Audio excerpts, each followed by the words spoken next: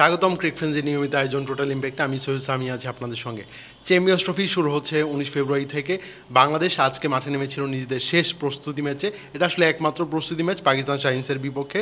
এই ম্যাচে আগে ব্যাট করে 202 রানে অল আউট হয়ে গেছে বাংলাদেশ। বাংলাদেশের ইনিংসটা কেমন ছিল এগুলো নিয়ে কথা বলবো। তাছাড়া বাংলাদেশের স্কোয়াডে যারা আছেন তাদের মধ্যে থেকে আলো ছড়াতে পারেন কারা, এগুলো নিয়ে কথা বলার জন্য হাজির হয়েছি। আমার সঙ্গে আছে মোহাম্মদ সাদমান। সাদমান, স্বাগতম। ধন্যবাদ।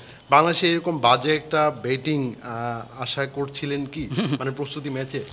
বিষয়টা আসলে হতাশার। আমরা দেখেন ম্যাচ শেষ করার আগেই কিন্তু ভিডিও করতে বসে গিয়েছি, কারণ ব্যাটিংটাই আমাদের আসলে দেখার মেইন কনসার্ন ছিল। যে তারা টস জিতে আজকে ব্যাট নিয়েছে প্রথমে, কিন্তু 202 রান করে আউট হয়ে গেছে, তাও পাকিস্তান এ, যেটা পাকিস্তান শাহিনস নামে পরিচিত, তাদের এগেনস্টে।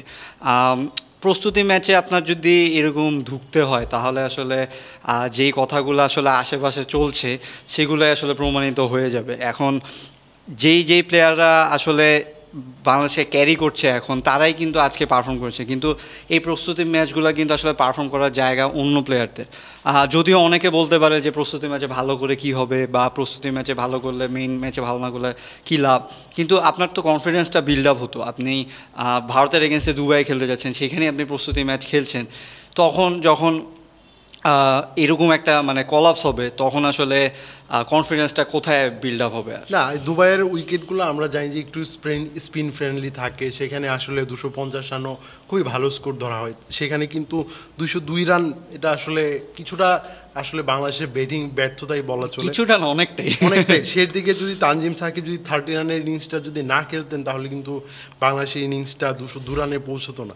আমি সেই হিসেবেই বলছিলাম যে এই রানটা আসলে সম্মানজনকই বলা যায়। কিন্তু তাছাড়া বাংলাদেশের ব্যাটারদের মধ্যে সৌম্য সরকার ভালো করেছিলেন, 35 রান করেছেন, 44 রান করেছেন মেহেদী হাসান মিরাজ।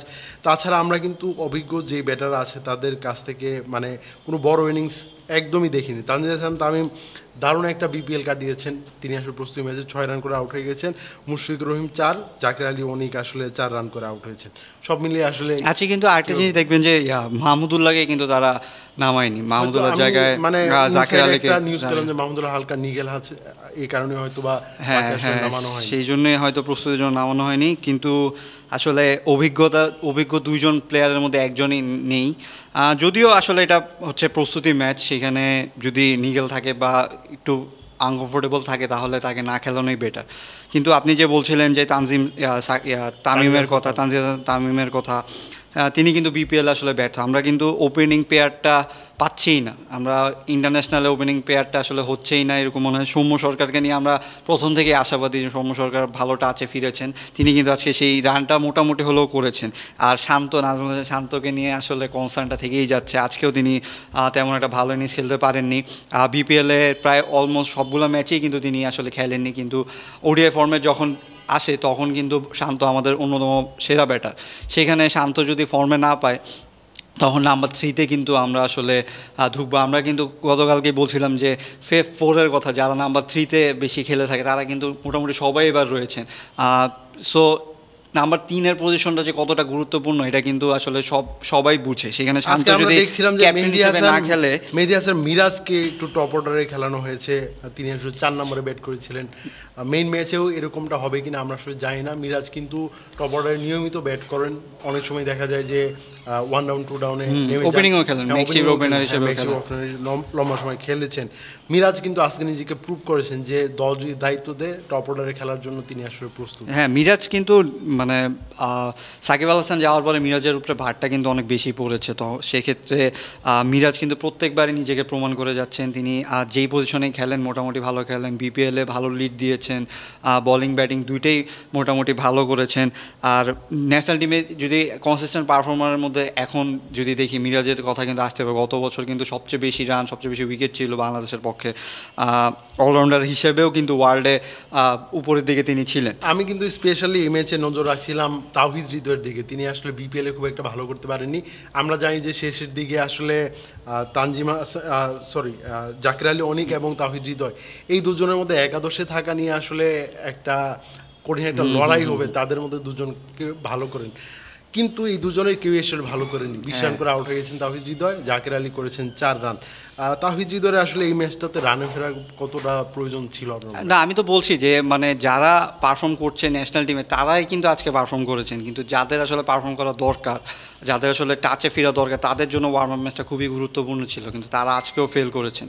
এখন আসলে প্র্যাকটিস করে মানে এইসব প্লেয়ারদের তো আর মানে প্র্যাকটিস করলে যে তারা ভালো করবে এরকম না, তারা ফর্মে ফিরতে হবে। আসলে ফর্মে ফেরার জন্য এই ম্যাচগুলো খুবই ইম্পর্টেন্ট। না, আমি একটা দিক থেকে দেখি যে প্র্যাকটিস ম্যাচে কিন্তু বাংলাদেশ টিম কোনো চাপ ছাড়াই একদম খেলতে নেমেছে। এটার মানে এই স্কোর কার্ডটাও কেউ আসলে মনে রাখবে না। সেক্ষেত্রে মেইন ম্যাচের মধ্যে আসলে পারফরমেন্সটাই গুরুত্বপূর্ণ। কিন্তু মেইন ম্যাচটা ভারতের বিপক্ষে প্রথম ম্যাচটা আমরা খেলবো, সেখানে কিন্তু অনেক চাপ আমাদের মোকাবেলা করতে হবে। এর আগে আসলে আমরা এভাবে ভেঙে পড়লাম, এটা আসলে বাজে একটা বার্তা দিচ্ছি। না, অবশ্যই আমি যদি এই রিসেন্ট কিছু কমেন্টস পড়ি বা দেখি, সেখানে কিন্তু বড় বড় যারা প্লেয়ার রয়েছেন, এক্স প্লেয়ার রয়েছেন, পন্টিং বলেন, ইভিটি ভিলিয়ার্স বলেন, তারা কিন্তু আসলে বাংলাদেশকে নিচু করেই দেখছে। বাংলাদেশকে কিন্তু তারা আফগানিস্তান থেকেও পিছিয়ে রাখছে। তারা বলছে তারা নকআউটে স্টেজে যেতে পারবে না।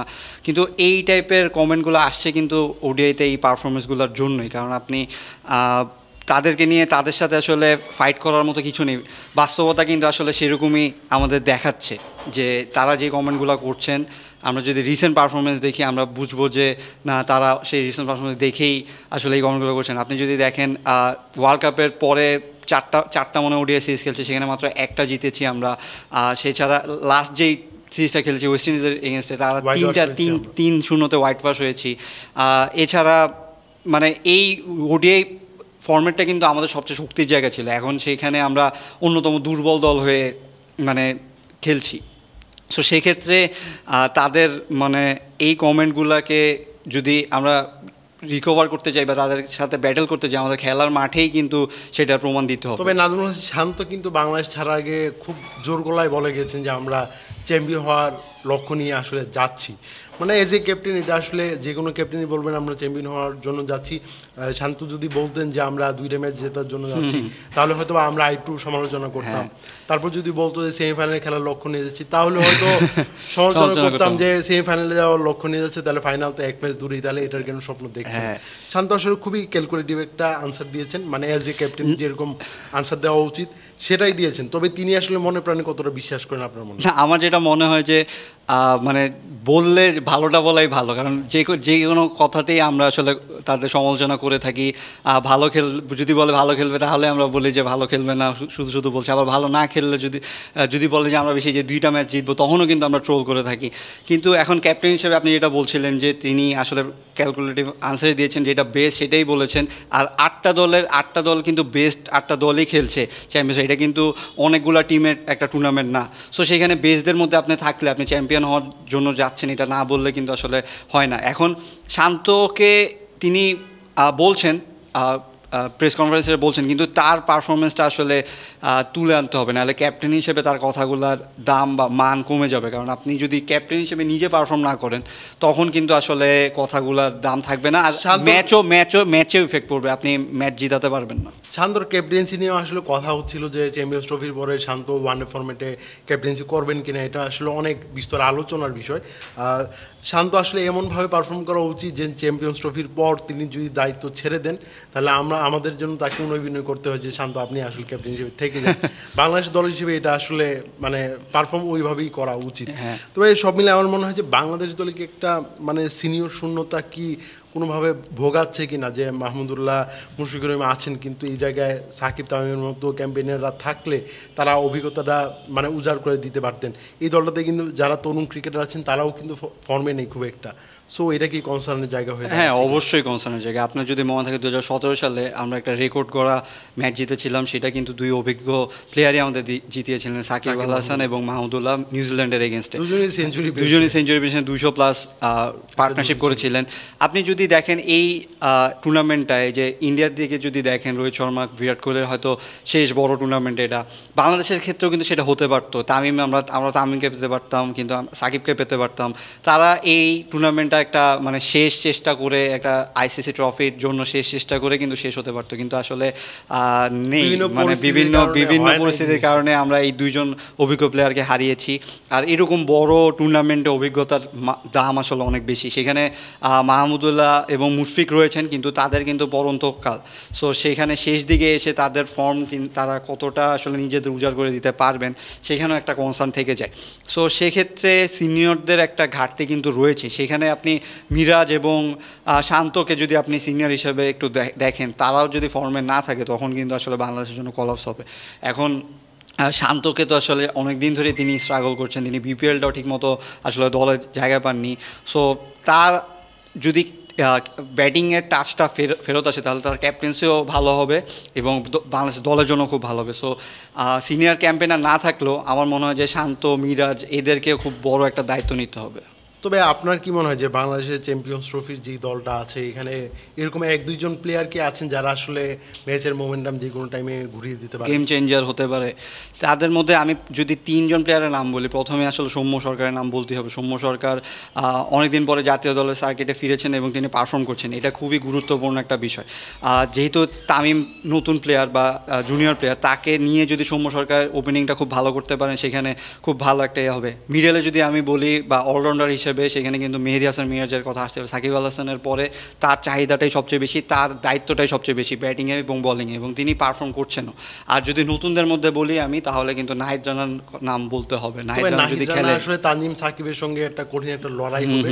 এই দুজনের মধ্যে যে কোনো একজনকে আসলে বাংলাদেশের পিক করতে হবে, যেহেতু মুস্তাফিজ তাসকিন আহমেদ রয়েছেন, তারা খুবই মানে অভিজ্ঞ ক্যাম্পেইনার। এই টুর্নামেন্ট আসলে তাদের অভিজ্ঞতাটা কাজে লাগাতে যাবে। পেস ইউনিটটা নিয়ে কিন্তু আমরা আসলে খুবই মানে ভালো একটা মানে মধুর সমস্যার মধ্যে আছি যে কাকে রেখে কাকে খেলাবো। সেখানে তানজিম সাকিবের কথা ভালো নাম বলেছেন। আপনি দেখুন বাংলাদেশের স্কোয়াডের বাইরে কারা কারা আছেন। শরীফুল ইসলামের মতো সাইড লাইনে বসে আছেন, হাসান মাহমুদ বাইরে আছেন। তো সব মিলে আসলে মনে হচ্ছে যে এইটা পেসারদের আমাদের গর্ব করার যদি কোনো জায়গা থাকে তাহলে এই যে আজকের ম্যাচটা এখনো আমরা আসলে এখনো ম্যাচ শেষ হয়নি, হয়তো পেসাররাই জিতে দিতে পারে এই ম্যাচটা। আসলে পেসারদের নিয়ে প্রাউড ফিল করতেই হবে আমাদের, এখন আমাদের যে পেস সেট আপটা রয়েছে। সো এইটা একটা বড় শক্তি আমাদের। যদি আমরা ম্যাচ জিততে চাই তাহলে এই পেসারদেরকে আসলে উপরের দিকে টপ অর্ডারে যারা ব্যাটার রয়েছে তাদের একটু সাপোর্ট দিতে হবে, তাদের একটু নিজের পারফরমেন্সটা দিতে হবে, তাহলে হয়তো বাংলাদেশ ইন্ডিয়াকেও হারিয়ে দিতে পারে।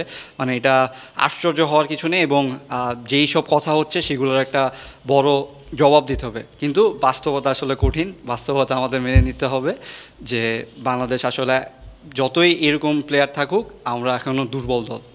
তবে সব মিলে আমাদের স্পিন অ্যাটাকটা কিন্তু খারাপ না, যেখানে নাসুম আহমেদ আছেন, মেহেদী হাসান মিরাজ আছেন অলরাউন্ডার হিসেবে, তাকে আমরা করি। তাছাড়া রিশাদ হোসেন কিন্তু রিসেন্ট টাইমসে খুবই ভালো করছেন। দুবাইয়ে যদি ভারতের বিপক্ষে ম্যাচটা যদি আমাদের জিততে হয় তাহলে স্পিনাররা একটা বড় একটা ভূমিকা রাখবেন। আমরা যদি দুবাই স্টেডিয়ামের এর আগের স্টেটগুলো নিয়ে যদি দেখি, সেখানে স্পিনাররা কিন্তু বড় একটা ভূমিকা রাখেন। ভারতে কিন্তু চাইবে যে তাদের যে স্পিন আক্রমণ আছে সেটা দিয়ে আমাদের কাবু করতে। আমরা আসলে কতটা তাদেরকে মানে এই ওভারলেপ করতে পারবো এটাই আসলে দেখার বিষয়। না সেটাই, কারণ ভারতের এগেনস্টের ম্যাচটা আমাদের জন্য অনেক ইম্পর্টেন্ট একটা ম্যাচ। এই ম্যাচটা দেখলেই আসলে এই ম্যাচটা যদি আমরা জিতি তাহলে আমরা 50% যে আমরা সেমিফাইনালে যাচ্ছি, বা যদি ভারতের ম্যাচটা যদি হারি তাহলে আমাদের আসলে সেমিফাইনালে যাওয়া হচ্ছে না, আমাদের মেনে নিতে হবে। হ্যাঁ সেটাই। ধন্যবাদ সাদমান আমার সঙ্গে থাকার জন্য। দর্শক, ক্রিকফ্রেন্ডের নিয়মিত আয়োজনে আমাদের সঙ্গে থাকার জন্য ধন্যবাদ। পরবর্তী কোনো পর্বে অন্য কোনো বিষয় নিয়ে আবার হাজির হব, সে পর্যন্ত আমাদের সঙ্গে থাকুক।